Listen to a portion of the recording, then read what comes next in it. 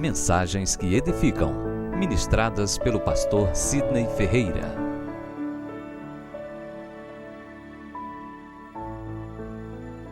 Gênesis capítulo 32, versículo 22 ao versículo 32. Estaremos lendo esses 10 versículos.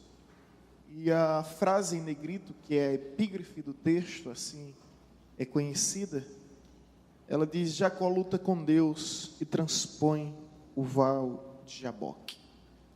Creio que Deus tem uma palavra para a igreja, para a minha vida, para a sua vida, baseada nesse texto, não é? Texto bastante conhecido, que fala sobre a luta de um homem com Deus. E por incrível que pareça, a Bíblia nos diz que o homem prevaleceu. Eu gostaria de convidar os irmãos que encontraram a Bíblia a se colocarem em pé, encontrar o texto bíblico. Assim está escrito: levantou-se naquela mesma noite, tomou suas duas mulheres, suas duas servas e 11 filhos, e transpôs o val de Jaboque. Tomou e o fez passar o ribeiro, fez passar tudo que lhe pertencia, ficando ele só. E lutava com ele um homem até ao romper do dia. Vendo este que não podia com ele, tocou-lhe a articulação da coxa, deslocou-se a junta da coxa de Jacó. Na luta com o homem, disse este: deixa-me ir, pois já rompeu o dia. Respondeu Jacó: não te deixarei ir, se não me abençoares. Perguntou-lhe, pois, como te chamas? Ele respondeu: Jacó. Então lhe disse: já não te chamarás Jacó, e sim Israel, pois com o príncipe lutaste com Deus e com os homens, e prevaleceste. Tornou Jacó a dizer: rogo-te, como te chamas? Respondeu ele: por que perguntas pelo meu nome? E o abençoou ali. Aquele lugar chamou Jacó Peniel, pois disse: vi Deus face a face, e a minha alma foi salva. Nasceu-lhe o sol quando ele atravessava Peniel e manquejava de uma coxa. Por isso os filhos de Israel não comem até hoje o nervo do quadril na articulação da coxa, porque o homem tocou a articulação da coxa de Jacó no nervo do quadril. Pai amado, Pai querido, nós te rendemos graça por esta palavra. Ilumina nossa mente, o nosso coração, para que venhamos desfrutar de toda a revelação que emana da tua palavra, que é viva, que é poderosa, que é eficaz e que de modo algum volta vazia, mas antes cumpre o que lhe apraz e prospera em tudo que lhe foi designada.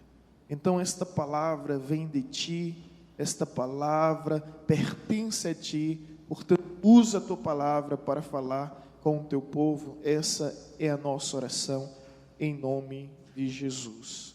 Amém. Os irmãos podeis tomar os vossos assentos. Meus amados, nós encontramos na Bíblia diversos relatos de homens que tiveram encontros com Deus.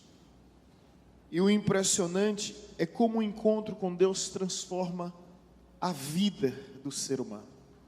A Bíblia nos fala de homens que foram resolutos e não volúveis, no sentido de ter esse encontro com Deus, de definir a sua vida a partir desse encontro. E o que me impressiona, sinceramente, é essa busca intensa. Até mesmo porque a Bíblia vai nos ensinando: buscar-me-eis e me achareis quando me buscardes de todo o coração. Não é uma busca leviana, não é uma busca maleável, uma busca de qualquer forma, de qualquer maneira, de qualquer jeito. Você vai ver que homens tiveram uma vida de entrega, uma vida de dedicação a Deus, ou seja, investir o tempo com Deus e momento com Deus, e no anseio de terem suas vidas transformadas, de terem um encontro que traga realmente sentido à sua existência, a Bíblia nos fala que homens como Moisés subiu ao Monte Sião. Subiu ao Monte Sião. Apesar de ser avançado em idade, ele teve força, desejo, vontade de subir ao Monte Sião. A Bíblia nos fala homens como Davi, que simplesmente se abdica temporariamente de tudo que lhe pertencia, e ele adentra a caverna de Adulão para estar a sós com Deus. Homens como Elias, que vai para o ribeiro de Querute, e ali passa dias e dias sozinho na presença de Deus. E tantos homens como Paulo, que vai para o deserto da Arábia. Então nós nos deparamos com homens que subiram montes, homens que atravessaram desertos, homens que se refugiaram na caverna, tudo com um único intuito e propósito: buscar a face de Deus. E a Bíblia nos fala hoje especificamente sobre Jacó, um homem que viu Deus face a face, porque em certo momento da sua vida, ele decidiu firmemente no seu coração transpor o val de Jaboque. E a partir dali, aquele val de Jaboque tornou-se um lugar conhecido até hoje como Peniel, o lugar em que o homem viu Deus face a face e não morreu. Val de Jaboque, val é uma correntezazinha leve, onde as pessoas conseguem atravessar a passos, conseguem atravessar andando, né? Então esse é o sentido da palavra val, não é simplesmente um vale, mas é onde tem águas, onde tem correntezas leves de água e você consegue atravessar.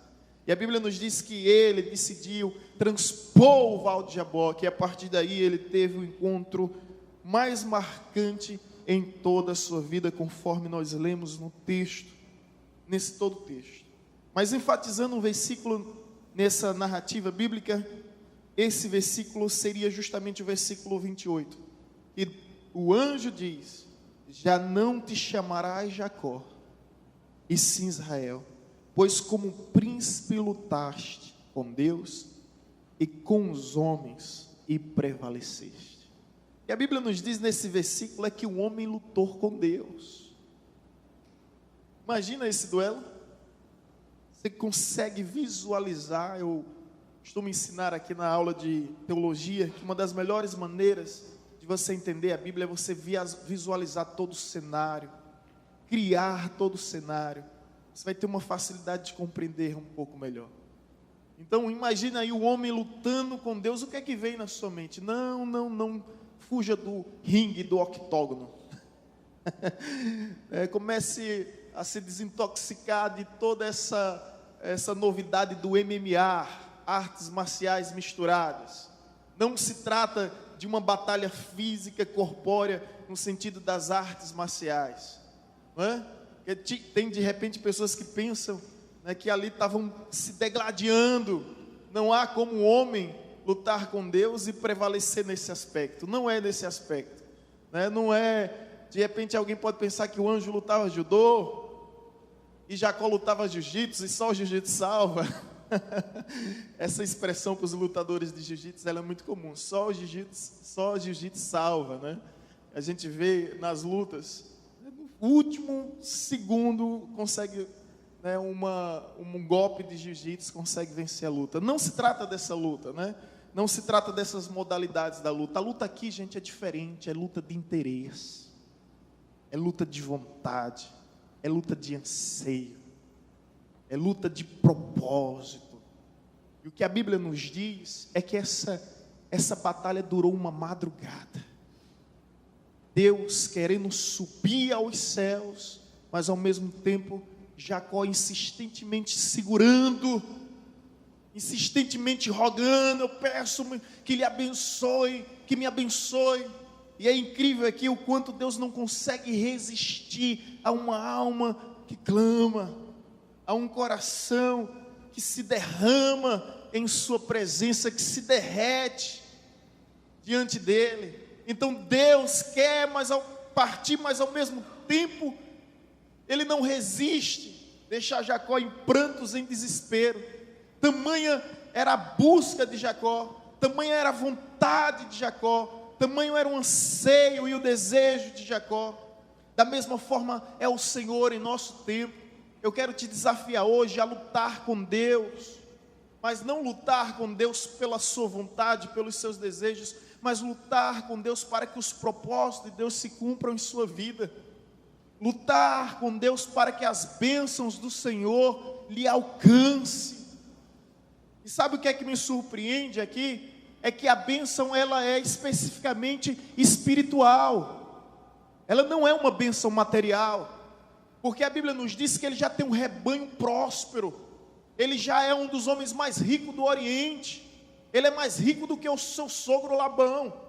Ele tem rebanhos e tem servos. Não é uma bênção familiar, porque ele tem suas duas mulheres, Lia e Raquel, e as mulheres têm 11 filhos. Então ele não sofre de esterilidade.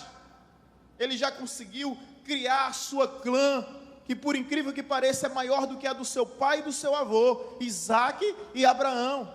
Então que bênção é essa, se não é material, se não é familiar, é a bênção espiritual. E eu percebo que a bênção espiritual nós só alcançamos a partir do momento que nós nos dedicamos a Deus sozinho. Ele deixa suas esposas, ele deixa seus 11 filhos, ele deixa seus servos, ele deixa seu rebanho, e ele entende, agora sou eu e Deus, e ninguém pode interferir nessa história. Nessa luta de uma bênção espiritual, meu querido, não tem pastor que possa interferir, não tem diácono que possa interferir. Nós não somos mantras, nem avatares, nem gurus, não. Então há um encontro seu com Deus, e você precisa ter esse encontro. Eu vou lhe perguntar, quem vai ser você na história? Aquele que vai narrar a história, contar a história dos outros, ou ter sua própria história? Jacó até aqui contava a história do seu pai Isaque, do seu avô Abraão, mas chegou o tempo dele ter a sua própria experiência com Deus. E para isso ele tem que se afastar, se isolar, se desconectar com tudo, e dizer, não, esse tempo será um tempo com Deus, um tempo de tratamento. Quantos estão entendendo? E pode dizer amém. Louvado seja Deus. Deus quer esse tempo com você. Você precisa desse tempo com Deus. Então ele deixa tudo e está completamente convicto, decidido, resoluto a ter esse tempo com Deus. E é isso que, permita-me dizer mais uma vez, que me encanta nas Escrituras Sagradas. São ações, são atitudes, são decisões. E a história é feita por esses homens. Homens que não ficaram somente em elucubrações, especulações, conjecturas. Não, mas homens que tiveram vida, que tiveram testemunho. E aí, Moisés sobe ao monte Sião, Elias vai à fonte de Querute, Davi adentra a caverna de Adulão, Paulo para o deserto da Arábia. E você? Jacó transpôs o val de Jaboque. E você? O que tem feito para estar com Deus? O que é que você tem feito para estar com Deus? Qual é o tempo que você tem dedicado a Deus sozinho, por trás dos bastidores, sem os holofotes, sozinho, você e Deus? Jacó se dispôs de todo o seu coração a buscar a Deus. E sabe uma canção que eu acho linda, que é mais do que uma canção, é uma poesia. Ela foi gravada por Cassiane, eu não me recordo quem chegou a compor essa canção, mas a poesia dessa canção, ela precisa ser recitada, declamada. Diz: já na alva luz do dia a raiar. Eita glória! Lindo, né, gente? Olha, às vezes eu paro assim com as canções de Sérgio Lopes e não precisa nem cantar. Você começa a ler, você já começa a chorar. Já na alva luz do dia a raiar, lá estava a cena que me impressionou. Um anjo preso a Jacó, que por sua bênção lutou e jamais desistiu. Não largava o anjo, ele muito insistiu. não sairia dali sem sua bênção na mão. De tanto ele insistiu, o anjo lhe tocou e abençoado ele foi. Preciso de uma bênção, não vou desistir. Sem ela não vou sair daqui. Só saio quando o Senhor me tocar. Não posso mais ficar sem te sentir. Nada vai impedir a unção de Deus sobre mim. Não largava o anjo, ele muito insistiu. Não sairia dali sem sua bênção na mão. De tanto insistir, o anjo lhe tocou e abençoado ele foi. Quantos podem aplaudir ao Senhor? Glória a Deus! Essa é a luta do homem com Deus. E essa é a luta que nós precisamos travar. Não desista da bênção do Senhor sobre a tua vida. Sabe o que traz sentido a toda essa batalha? Olha bem para mim.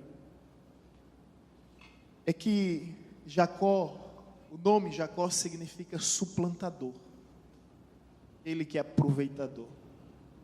E a Bíblia nos diz que esse homem tinha um tanto anseio de ser abençoado, e até no ventre materno, na hora do parto, a Bíblia diz que eles brigavam. Ele brigava com seu irmão que era gêmeo, e na hora do parto ele sai agarrado nos pés do seu irmão. E a vida toda você vai ver que ele faz de tudo. Ele barganha com o seu irmão, né? Ele vê o seu irmão com fome e ele diz: olha, eu troco esse prato de lentilhas pela tua bênção de primogenitura. Vamos chegar a esse acordo. O irmão não dá tanto valor às bênçãos espirituais, ele simplesmente troca. Uma outra hora, você já conhece a Bíblia, quero ser mais objetivo possível. Já Isaac está prestes a morrer, a partir, e ele vai abençoar Esaú, que era o primogênito, e pede a Esaú uma caça. Mas Jacó, sendo instruído pela sua mãe Rebeca, ele se antecipa, pega o animal, faz, a refeição do pai, e se disfarça do seu irmão, para roubar a bênção. Gente, olha bem para mim com todo amor, em nome de Jesus. Você não precisa roubar aquilo que é seu.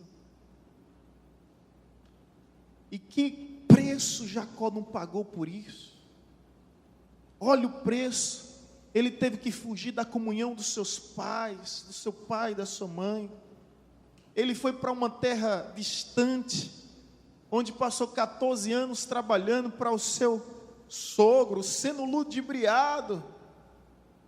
Daqui a pouco a gente vai entender um pouco essa história. Me faz lembrar do ditado e do adágio popular: que se faz aqui se paga. Ele encontrou um camarada que era mais esperto do que ele, e fez ele sofrer tudo aquilo que ele tinha causado. E a Bíblia nos diz que com a medida que medires, será medido também. Essa é a lei da semeadura, da causalidade. Toda causa tem o seu efeito. Você vai semear justamente aquilo que você está colhendo. Então, para cada Jacó, Deus tem um Labão. E você vai entender um pouco mais, mas deixa eu te dizer só isso: você não precisa roubar aquilo que é seu, aquilo que Deus te deu. Esse foi o maior erro de Jacó, e ele não pôde, eu fico imaginando, acompanhar o funeral do seu pai, o funeral da sua mãe, porque o seu irmão o lhe odiava e desejava matá-lo. Depois de 20 anos, o seu irmão reúne 400 homens para tentar matar Jacó. E é aí onde ele percebe que as bênçãos materiais, as bênçãos físicas não são capazes o suficiente de lhe proteger. Aí ele vai buscar a Deus, e essa busca é uma questão de vida ou morte. É por isso que o texto diz: ele não largava o anjo, e disse mais: não lhe soltarei enquanto não me abençoares. Decidido, completamente decidido. Mas você, voltando ao caso que nos interessa aqui, você não precisa roubar aquilo que Deus te deu. Jacó, ele tinha 3 direitos à bênção. Estudei, pesquisei sobre isso, fiquei impressionado. Ele tinha 3 direitos que lhe isentava de tentar extorquir, furtar, usurpar, porque aquilo já era dele. O primeiro direito era o direito da promessa. quando os dois meninos estavam na barriga da mãe, a mãe tinha várias contrações, várias agonias, vários enjoos, ela não conseguia entender o que era aquilo, mas eram os meninos brigando, durante os 9 meses que passaram, na barriga da mãe, no processo de gestação, ela não conseguia entender aquela agonia toda, eram os meninos brigando.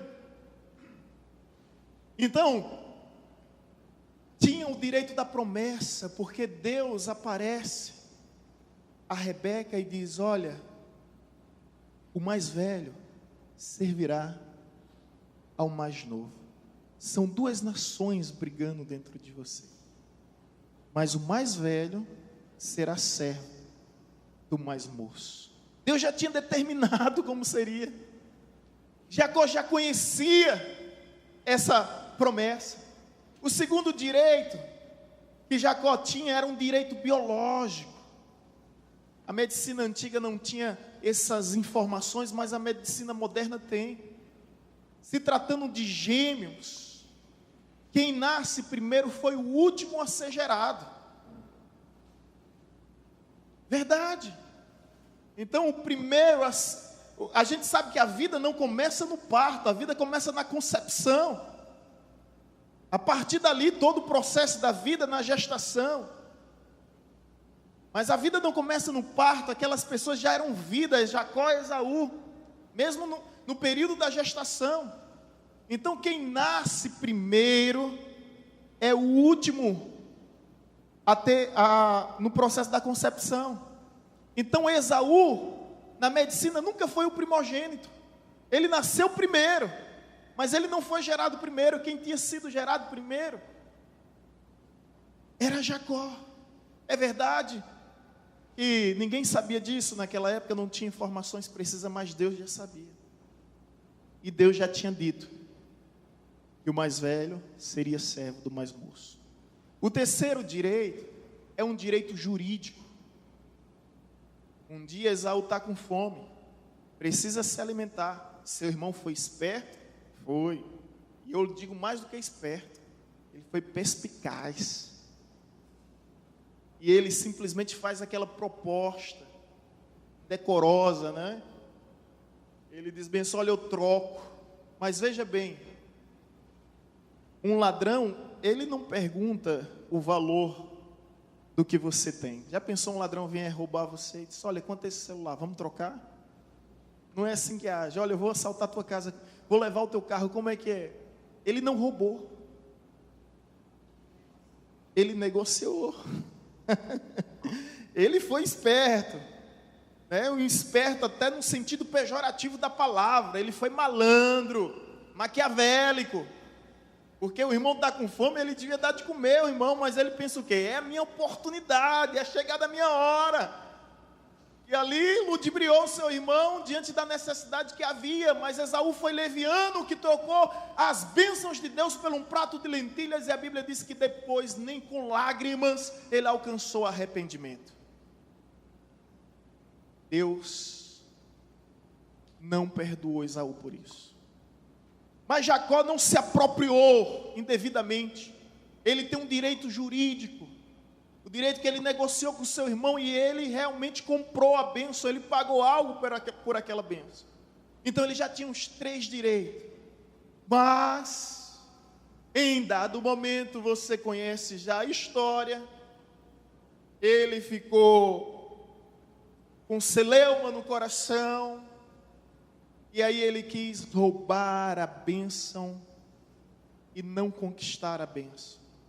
E aí onde ele se disfarça, onde ele usa o nome de Deus em vão, porque o seu pai Isaac disse: já, meu filho, você já caçou, você já conseguiu essa proeza, Esaú? Ele diz, Jacó disfarçado de Esaú diz: o Deus do meu pai me ajudou e eu consegui a caça. Ele ainda usa o nome de Deus para os seus próprios interesses. E sofre, irmãos, sofre. Quero abrir aspas aqui e enfatizar mais uma vez: você não precisa roubar aquilo que é seu. Tanta gente se estressando, se degladiando aí, discutindo por algo que Deus já deu, E é incrível, quando Deus dá, não há quem possa tomar, né? Que a unção não é algo que se negocia. Podem fazer de tudo para tirar a unção que há em ti, como Saul tentou fazer com Davi, como Labão tentou fazer com Jacó.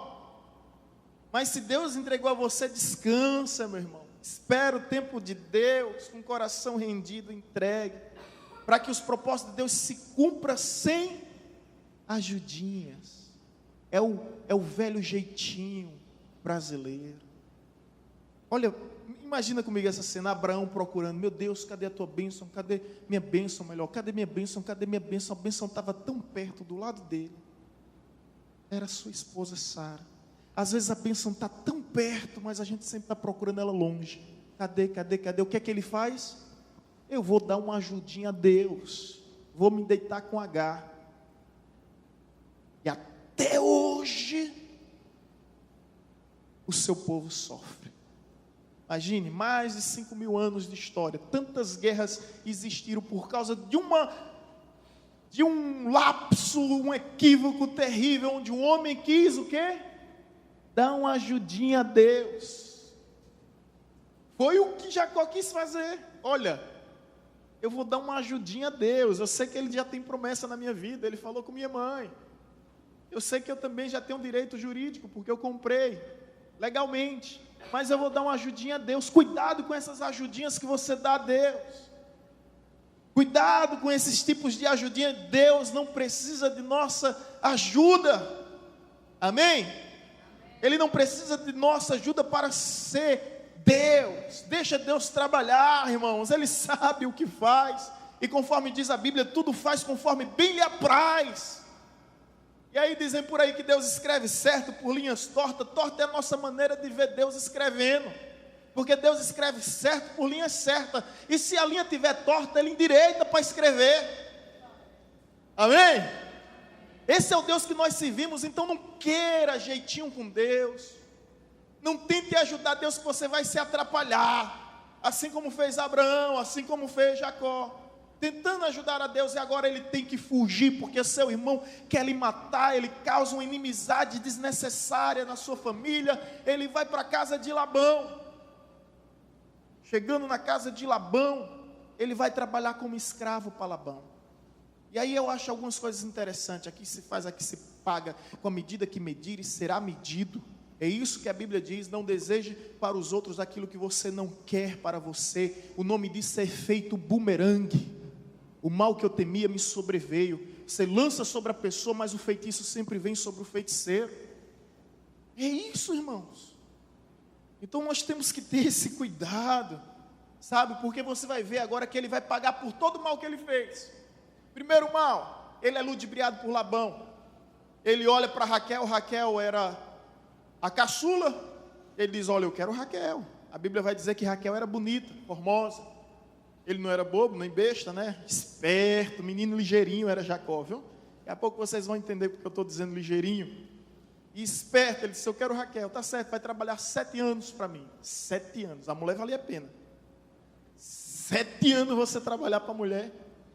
Quando chega os 7 anos, chega o dia do casamento, ele pensa que vai se deitar com Raquel. Com quem ele se deita?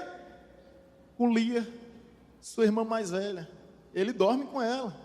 Quando ele acorda, ele olha assim, e vai lembrar daquela canção do camarada que cantou com uma mulher, casou com uma mulher que cantava muito bem. Ela era um canário na igreja, sabe? Se eu quero casar com ela, você casou. Aí no outro dia de manhã, o nome dela era Maria. Quando ele acordou, olhou para ela descabelada, com remela nos olhos. Ele: Maria. Ela: oi. Maria? Oi. Canta, Maria. Canta, Maria. Volta a cantar. Quando Jacó olha do lado e vê Lia, diz: meu Deus do céu, ele vai devolver Lia para Labão. Oi? Daí que vem a cara de Lia, né? Fulano está com a cara de Lia. É uma tese. É uma tese a ser analisada. E aí ele vai devolver Lia. Não, o acordo foi Raquel.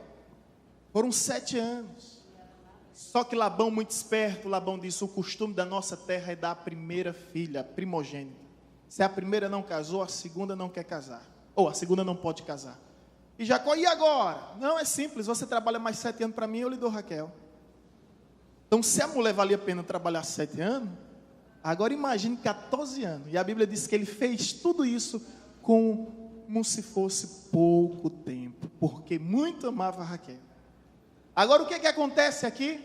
Da mesma forma que ele enganou, da mesma forma ele está sendo enganado. Da mesma forma que ele ludibriou, da mesma forma ele está ludibriando. Por isso que eu disse no início, para cada Jacó Deus tem um Labão. Para cada um que se acha esperto, vai ter um malandro mais esperto do que você, meu irmão. Essa é a vida, esse é o jogo do interesse. Às vezes eu vejo uns camaradas querendo dar nota fria, querendo esquentar a carteira, querendo dar uma de esperto, e às vezes a gente vai admoestar com amor, sabe o que é que ele diz? Ah, pastor, mas o mundo é dos espertos. Virou esse adágio, né? Ah, pastor, o mundo é dos espertos. Aí eu digo, tem razão. Você tem toda razão. O mundo é dos espertos, mas o céu é dos santos. Eu não quero viver nesse mundo. Nesse mundo eu estou apenas de passagem. Eu quero viver nos céus. Amém? Não sei se era Jorge Benjó que dizia: se o malandro soubesse como é bom ser honesto, ele seria honesto só por malandragem. Só por malandragem. Porque vale a pena ser honesto. Meu amigo, aqui se faz, aqui se paga, não adianta. Eu digo que paga somente uma promissória, porque o resto é na eternidade, viu? No caldeirão do capeta.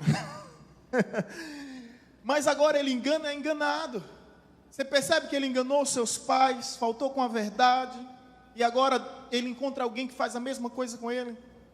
E os 14 anos de Jacó com Labão foi assim. Jacó vai trabalhar no campo. A Bíblia nos diz que quando ele botava a mão no campo, o campo começava a prosperar. Sabe o que Labão fazia? Tirava ele do campo. Ele disse: vá agora cuidar do rebanho. Ele colocava a mão no rebanho, o rebanho começava a prosperar. Sabe o que Labão fazia? Saia do rebanho, volte para o campo. Ficava usando ele de um lado para o outro, de um lado para o outro, até que Labão se cansou e reconheceu que a unção do Senhor estava sobre Jacó e não adiantava interferir, que aonde o levasse, aonde o colocasse, Deus o faria prosperar. Ele reconheceu que era Deus que fazia Jacó prosperar. Se a bênção de Deus está com você, não há o que temer. Se as pessoas estão te transferindo de um cargo para outro, de um lugar para outro, não tema, a unção de Deus está com você. Jacó conhece a história do seu pai Isaac. Isaac abria um poço para uma fonte, vinha, os inimigos, sabe o que é que fazia? Entulhava aquele poço. Por isso que tem aquela canção, né? Entulhava os poços, né? Como é que diz a canção? Se o quê? Se tentam me, ajuda nós. Se tentam me destruir, tentando entulhar os meus poços, é isso? Querem entulhar meus poços, querem frustrar meus sonhos. Essa música é baseada nesse relato. Isaac vinha aqui abrir um poço, escavava, chegava lá, era fonte. Aí o inimigo ia lá e entulhava os poços. Aí ele ia para outro lugar, escavava novamente. O inimigo ia lá e entulhava. Até que o inimigo desistiu, não adianta mexer com ele. Porque a unção não está na região, não está no lugar, não está no tempo, não está no clima. A unção está na vida. Amém, irmãos? A unção está na vida. Por isso que quem tem essa certeza vive como Abraão. Não briga por cargo, por título, por posição. Não briga por espaço geográfico. Mas é capaz de olhar para Ló e dizer: Ló, escolhe para onde tu queres ir, porque eu sei que aonde eu for, Deus irá comigo e me fará prosperar. Aleluia! É isso que nós temos que entender. Esses dias ouvindo Cláudio Duarte, mensagem tremenda sobre Davi, que ele disse que Davi é ungido como rei na casa de Jessé, ou seja, na sua casa. Ele não é ungido com o rei no altar, não é ungido por Deus no tabernáculo, no templo, é na sua casa, na presença dos seus irmãos, dos seus pais. E eu percebo que nós somos ungidos por Deus é justamente na presença dos nossos familiares. Eu agradeço a Deus. Quero abrir aspas, porque fui ungido a pastor aqui nesse altar, nessa igreja onde eu nasci, onde me converti, onde me batizei, onde me casei, onde tive todos os meus filhos. Eu louvo muito a Deus. Profeta de casa realmente não tem honra. Quem disse isso foi Jesus, mas profeta de casa tem história. Todo mundo conhece a minha trajetória e sabe que eu não caí de paraquedas. Isso é uma honra, ser ungido, sabe? Para que as pessoas consigam identificar quem era Sidney antes de Jesus e quem é Sidney depois de Jesus. E há casos que eu não preciso nem pregar. Nem preciso nem pregar pela história, que sempre deve falar mais alto. Esse é o nosso grande legado. E eu louvo a Deus por isso, por ter sido ungido perante os meus, na minha casa, perante os meus irmãos. Assim foi com Davi. E o que eu achei interessante da observação do pastor Cláudio Duarte, que ele diz bem assim, ele foi ungido como rei. E a Bíblia nos diz que o Espírito Santo se apoderou dele. Escuta aí, gente. O Espírito Santo se apoderou de Davi. E aí? O que é que aconteceu na vida de Davi a partir dali? Imediatamente. Nada. Continuou na casa de Jessé. Continuou na casa de seus irmãos. Nada. Cheio do Espírito Santo, para ser o quê? Apenas aquilo que ele sempre foi, servo. O pastor Cláudio até brincava, né, que ele é bem hilário, cômico, e ele disse o seguinte, que quando Jessé chama os seus outros filhos, os 7, está tudo em casa. O que é que marmanjo faz em casa, naquela hora? Na hora do dia? Tudo ociosos e preguiçosos. Onde é que estava Davi? Deitado na rede. Onde era que estava Davi? Cuidando do rebanho do seu pai. Deus sempre chama pessoas envolvidas, comprometidas. Deus nunca chama desocupados, já percebeu? Todos os homens de Deus estavam fazendo algo quando foi chamado por Deus. E ele é ungido por Deus e as coisas acontecem assim, irmãos, paulatinamente, não repentinamente. Ele está aqui na casa do seu pai, depois alguém diz bem assim, olha, o Espírito da parte de Deus desce sobre Saul e ele não consegue dormir. Aí alguém diz o seguinte, olha, tem um menino ali na casa de Jessé que toca bem, que é sisudo em palavras, que é de boa aparência, só qualificações naturais. Ou seja, irmãos, olha uma observação aqui. Você quer crescer na vida? Procure se especializar. Procure se qualificar. Não há uma qualificação espiritual. Toca bem, sisudo em palavras, sabe falar, boa aparência. E aí Saul diz bem assim, chama ele aqui. Há muitas pessoas aí que querem crescer na vida contando com o acaso. Contando com o acaso, contando com a sorte. Cuidado, irmão. Você está agindo de forma errada. Procure se especializar. O que não falta na nossa região, de modo geral, é trabalho. Não falta. E falta trabalhadores. Mas se você especializar na sua área, você nunca vai ficar desempregado. Você vai ser sempre uma referência na sua área. O grande problema é que muita gente quer trabalho, mas não quer trabalhar. Consegue entender? Muita gente quer trabalho, mas não quer trabalhar. E aí a gente vê ouve tantas coisas que a pessoa conseguiu uma bênção, aí começa a reclamar por acordar cedo, começa a reclamar por exceder determinado tempo, começa a reclamar e a bênção aparentemente se torna maldição, porque é um motivo dela demonstrar gratidão, ela demonstra o quê? Murmuração. Mas o que vem ao caso aqui, se qualifique, esteja preparado, busque dar o seu melhor, ofertar o seu melhor, amém, irmãos? Jacó, aonde ele era colocado, Deus o fazia prosperar. Aonde ele era transferido, Deus o fazia prosperar. E você vai perceber, conforme foi dito, que em todo o tempo que ele enganou, ele foi enganado, que ele ludibriou, ele foi ludibriado, que ele simplesmente prejudicou alguém, ele foi prejudicado. O tempo passa. E Deus diz, agora é hora de voltar à casa do teu pai. E aqui onde a gente quer chegar, que ao voltar para a casa do seu pai, ele percebe que seu irmão soube da notícia. e seu irmão prepara 400 homens para matá-lo. É um caso de vida e morte. E ele sabe que não pode comprar o seu irmão, porque as bênçãos materiais não nos garantem proteção nenhuma. Ele tem tudo agora. Ele sempre sonhou, mas ele precisa de algo. E sabe o que é que eu chamo isso? E eu preciso, você precisa, que nós precisamos, é a mudança de identidade. E ele sabe, se ele for ao encontro do seu irmão como um velho homem Jacó, suplantador, ele vai morrer. E ele precisa que Deus mude a sua vida. Que Deus mude o seu nome. E aí, quando ele está diante do anjo, insistentemente, o anjo faz uma pergunta que lhe faz lembrar de 20 anos atrás. Esse Deus, ele é demais. É um terapeuta de excelente qualidade.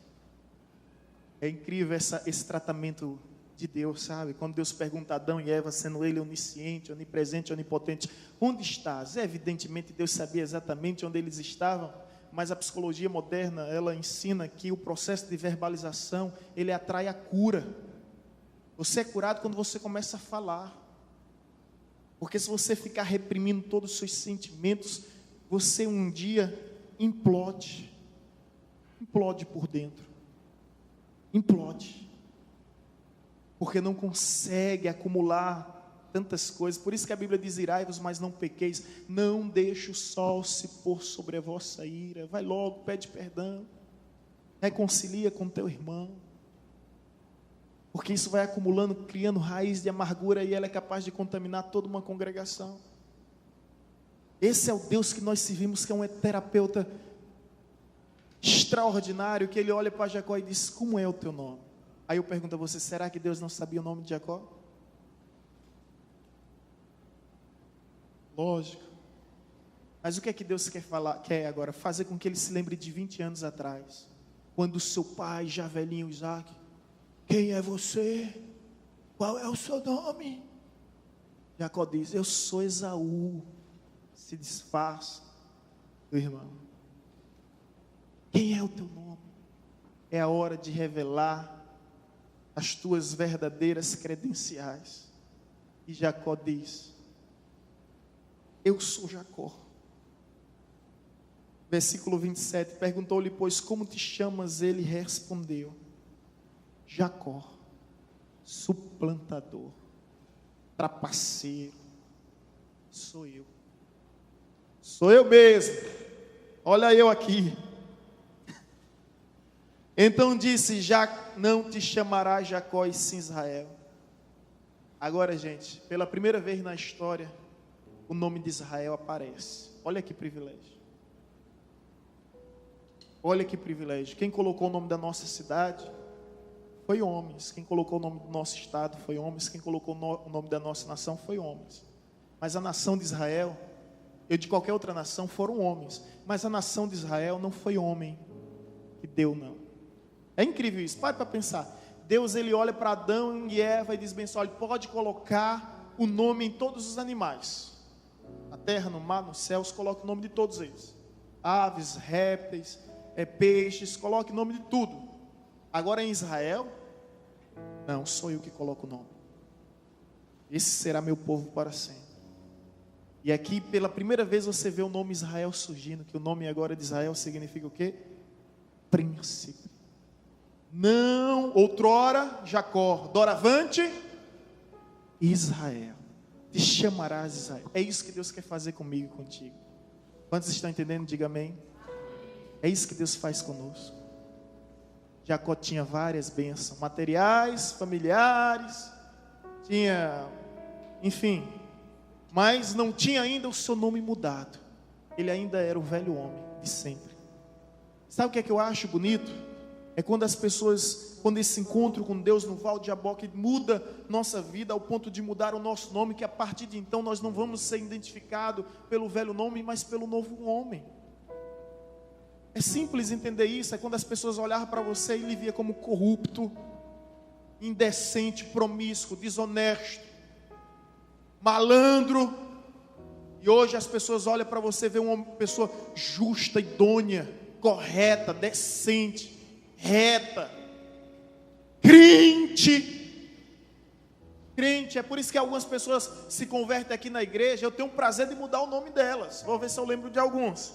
Tinha o Silvio Cachorrão, foi um policial, né? Conhece aí, né? Milton, Luciclei, lembra? Silvio Cachorrão, quando ele se converteu, disse: a partir de agora será Silvio Ovelhão, né? Deixou de ser cachorrão e se tornou Silvio Ovelhão. Quais são os outros? Ah, meu Deus do céu, essa é forte demais. Tinha um camarada na cidade que era chamado Roberto Cabaré. Lembra de Roberto Cabaré, né? Se converteu, é Roberto de Jesus. A gente mudando o nome. Tinha um camarada que era Luiz Agito. Ele é da Nova Aliança, mas sempre está conosco, de uma outra denominação. Luiz Agito é Luiz de Cristo. Porque Deus faz isso, muda o nome, né? Ele vai mudando o nosso nome, vai mudando a nossa identidade. Foi isso que ele fez com Jacó. Olha, você será Israel. Gente, isso é lindo demais, porque eu vejo isso no dia a dia. A pessoa era chamada de maconheira. Hoje, maconheira, baderneira, hoje é chamado de um servo de Deus, de um missionário. Você vai ver Maria Madalena, que outrora era chamada de atribulada e agora é chamada de missionária. Paulo, que era chamado de perseguidor e agora é perseguido. Como esse encontro com Deus muda o nosso nome. Camaradas que eram chamados antes de prostitutos e hoje são chamados de profetas. Isso é extraordinário demais. Então você não será mais chamado de Jacó, você será chamado de Israel. E agora é o X da questão: pois com o príncipe lutaste, com Deus e com os homens prevaleceste. Vocês entenderam que tipo de luta é essa? Não trata-se de uma luta de desferir golpes, mas uma luta de causa, uma luta de ideais, uma luta de propósito, uma luta que nós podemos provocar a qualquer hora, em qualquer lugar. Basta tão somente transpor o Val de Jaboque. E o que significa isso? Ficar sozinho com Deus, e não importa quanto tempo passe, desde que você não desista, até ser tocado. E é isso que tudo que Deus quer, tocar em nossas vidas. É tudo que nós precisamos, ser tocado por Deus. Aí uma coisa que vem aí que é difícil de entender: porque Deus tocou na coxa, não é? Bom, a coxa na antiguidade era sinônimo de poder e de força. Deus tocou lá por um motivo. E o motivo agora é que na antiguidade a coxa era a força do homem, era o poder do homem. E é incrível como o tempo vai nos ensinando algumas verdades. O maior osso do corpo humano está onde? Na coxa, que é o fêmur. A maior musculatura está na coxa, né? Você consegue aqui, os irmãos que malham sabem muito bem disso. Na época que eu malhava, já faz um bom tempo, eu colocava um pesão, irmãos, na coxa, sabe? Era peso, mais do que qualquer outro lugar. Você consegue, coxa. E a coxa é tão interessante que Abraão chega para Eliezer e diz: coloca a mão na minha coxa e faça o juramento que não encontrarás mulher para Isaque nessa terra, mas na terra que Deus te lhe direcionar. E aí Eliezer pega aqui, ó, na coxa, e ali faz um juramento. Coisa feia, né? Um homem pegando aqui e outro homem, mas aqui faz o juramento. Lá na frente você vai ver o próprio Jacó chegando para José no Egito. Diz: olha, eu vou morrer, mas me faça uma promessa, meu filho. Já ancião: pois não, pai. Prometa que quando Deus vos visitar, olha a convicção do velhinho, vocês irão levar os meus ossos para a terra prometida. Meu texto, José disse: sim, pai, eu prometo. Ele: não. me jure, coloque a mão na coxa. Aí José vai lá e novamente bota a mão na coxa do seu pai, diz: pai, eu lhe juro, quando Deus nos visitar, nós levaremos os seus ossos, seus restos mortais, para ser enterrado na terra prometida. A coxa, lá em Salmo 45, versículo 3, diz: tira a espada da tua coxa, ó valente. A espada era colocada na coxa. Soldados antigos usavam. Tira a espada da tua coxa, ó valente. Lá em Apocalipse capítulo 19, você vai ver que Jesus tem nas suas coxas escrito o nome Rei dos Reis, Senhor dos Senhores. Então a coxa sempre foi símbolo de poder, de força. E aonde é que Deus toca em Jacó? Na coxa. Eu fico a me perguntar, por que isso? A Bíblia nos diz que ele saiu mancando. Aí eu entendo, ele saiu mancando e mancou para o resto da sua vida, para que ele nunca viesse a pensar que aquele encontro tão inusitado não fosse um êxtase, não fosse uma criação da sua imaginação, não fosse simplesmente um surto noturno, para que ele tivesse plena convicção de que realmente ele foi marcado por Deus para sempre. Por isso, meu irmão, eu não sei qual é o símbolo da tua força, o símbolo do teu poder, mas é isso que Deus faz. Ei, Deus vai tocar aí. Deus vai tocar, para que você venha reconhecer que você é dependente, não independente. Para que você venha reconhecer que você é o servo, que você não é o Senhor. Para que você venha reconhecer que você precisa dEle. Deus vai tocar na tua coxa, naquilo que é o símbolo do teu poder, símbolo da tua força. Deus toca para que fique marcado e que você reconheça que você depende totalmente, exclusivamente dEle. Passou o resto da sua vida mancando, mas com a convicção de que foi marcado por Deus. Foi marcado com Deus. Ele era ligeirinho. Lembra que eu disse que ia falar que ele era ligeirinho? Ele era rápido, gente. Ligeirinho, avexado. Avexado. Olha o nascimento do camarada. Está lá segurando nos pés do seu irmão. Olha lá quando seu irmão está com fome. Ele todo avexado, sempre se antecipando. Impulsivo. Não é? Todo avexado, ligeirinho, e agora Deus toca para que ele fique mancando por resto da sua vida, mas também marcado por Deus, tocado por Deus. Eu não sei, irmãos, aqui, e eu espero que a graça de Deus esteja trazendo essa palavra, se adequando à sua realidade, mas eu não sei o que Deus tocou na sua vida para mostrar que Ele é Deus, para que você olhe para o seu passado e diga: Deus é Deus. Deixa eu dizer aqui onde Deus...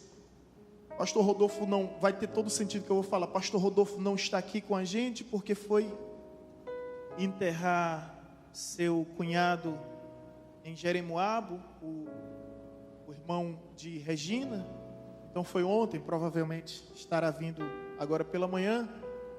Mas eu tenho uma gratidão, né, por ele, por esse rapaz que morreu, porque houve uma época da minha vida que eu fiquei hospedado lá em Jeremoabo, na casa dele.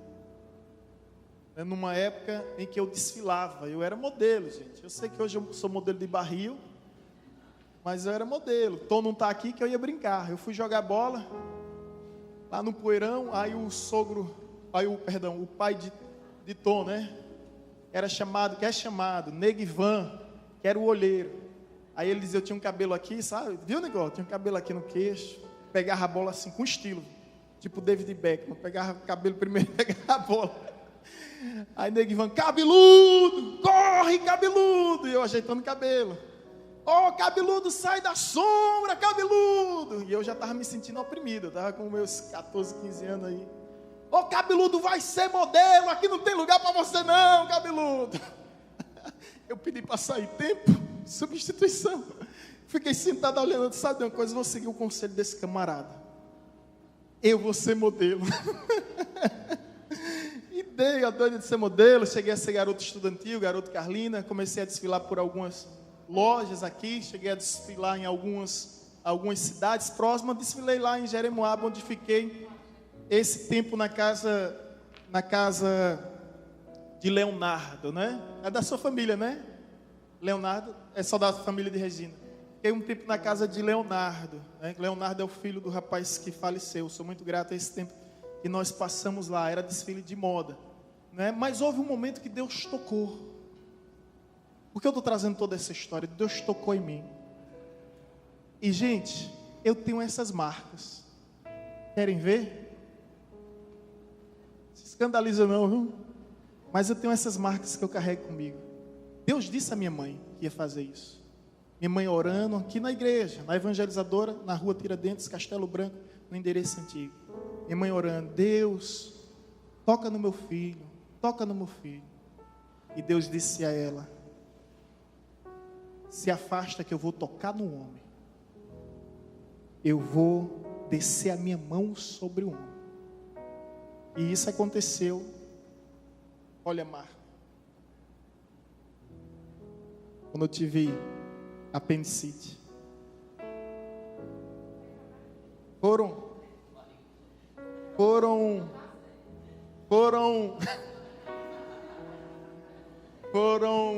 15 pontos.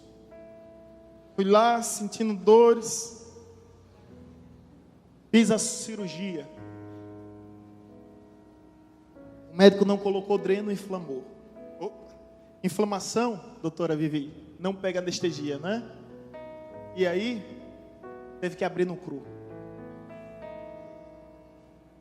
O médico depois olhou para minha mãe, pode dizer que seu filho conhece a dor do parto.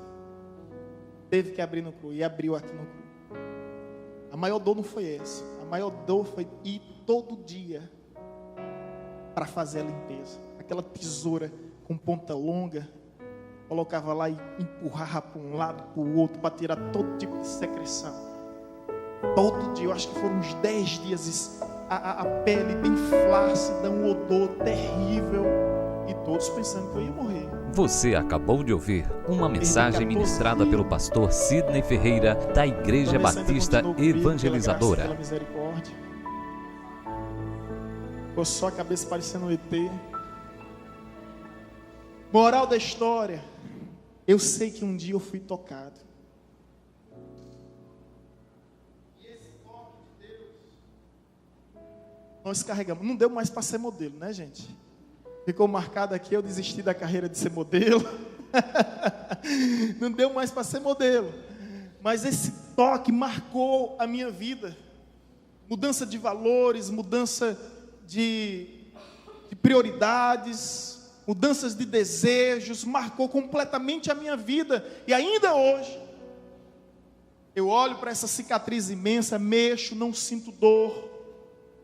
Mas é impossível esquecer de tudo que eu passei, porque Deus às vezes permite que alguma cicatriz fique, para que a gente venha exatamente lembrar quem verdadeiramente nós somos. Jacó passou o resto da sua vida mancando, o resto da sua vida se arrastando, mas com uma certeza, ele sabia para onde ia, ele sabia para onde estava indo. Hoje, mais do que nunca, eu sei para onde vou. E quer saber de uma coisa? Nem que seja me arrastando, eu chego lá. E isso é o que me importa. É transpor o val de Jaboque e ter o encontro com Deus. Ele sai de lá, agora sim, com sua bênção espiritual, ele vai ao encontro do seu irmão. E quando ele vai ao encontro do seu irmão preparou 400 homens para matá-lo. E aqui nós chegamos à conclusão da mensagem. Quando ele avista o seu irmão, ele manda as pessoas se anteciparem e levar bens materiais. Esaú diz, não quero, não quero. Olha a ira e a fúria, não quero, não quero. Nada apaziguava o coração de Esaú. Mas quando Esaú viu Jacó, ele não viu Jacó. Ele viu Israel. 20 anos depois, quando ele viu o seu irmão, ele não viu mais o velho Jacó, ele viu o novo Israel. Me arrepiei todinho aqui, gente. Olha a história. Esaú vai ao encontro do seu irmão, não é Jacó mais, é Esaú. Esaú abraça seu irmão, beija seu irmão, pede perdão. Eles se reconciliam de uma forma tão natural. Quando as pessoas olham para nós e não conseguem mais ver o velho homem, mas sim um novo homem, a graça de Deus, a unção de Deus, ela é tão forte em nossa vida, que não há mal que resista, não há mal que possa prevalecer. Então o encontro com Deus é essencial para a nossa sobrevivência, caso contrário, vamos perecer nas mãos do homem mau. Quantos casos de pessoas que foram a ser assaltadas. O caso aqui, o rapaz que é até patrão de Vanessa, como é o nome dele? Tarcísio, né? Da Bob's, do posto BR. Vanessa faz consultoria na Bob's. Ele vinha de uma viagem, todo mundo acompanhou esse caso, saiu aí nas redes sociais de Paulo Afonso. Ele foi perseguido, teve que parar. Aí o ladrão de repente olha para uma menina, para a empregada, olha para ela e diz: olha, eu ia matar todos vocês, não vou matar mais por causa dela, viu? Por causa dessa menina. Sabe, eu não vi isso por outros, não vi por ele. Nós estávamos jantando no Velho Chico e ele me contou essa história. Esse pastor foi desse jeito, ele olhou para a empregada e disse bem assim: olha, eu ia matar todos vocês, mas há uma luz especial nessa menina. Há uma luz, e o Deus dela, foi as palavras de Tarcísio, eu ouvi, o Deus dela é maior do que o nosso.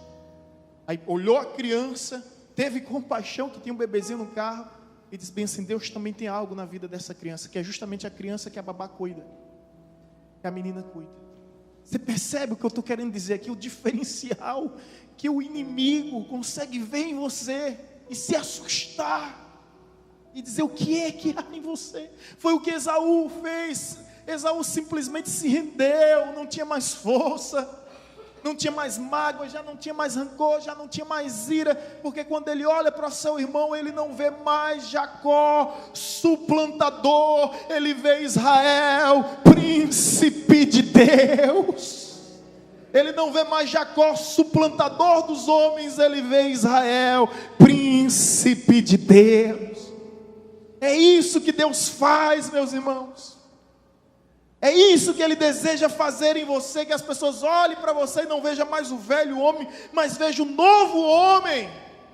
E a partir daí comece a respeitar a graça, a unção que Deus derramou sobre a sua vida. E lembre-se, Jacó era ligeirinho, e Deus foi justamente aonde? Na sua coxa. Deus sabe trabalhar, né, irmão? Ou seja, antes de você dar um passo na sua vida, você vai pensar no como vai fazer, meu filho. Deus sabe exatamente trabalhar, Ele vai justamente. Paulo estava perseguindo o povo de Deus. Sabe o que era a missão de Paulo? Era um espião. Saulo de Tarso era espião. Ele ficava olhando onde as pessoas estavam, onde as pessoas cultuavam, onde as pessoas se reuniam, onde os cristãos adoravam a Deus. O que é que Deus faz com ele? O que é que Deus faz com ele? Tira a visão dele, segue os olhos. Agora você só vai ver a mim, Saulo. É isso que Deus faz. Eu não sei que área Deus precisa trabalhar na sua vida, mas eu aconselho a você, meu irmão, deixa Deus trabalhar.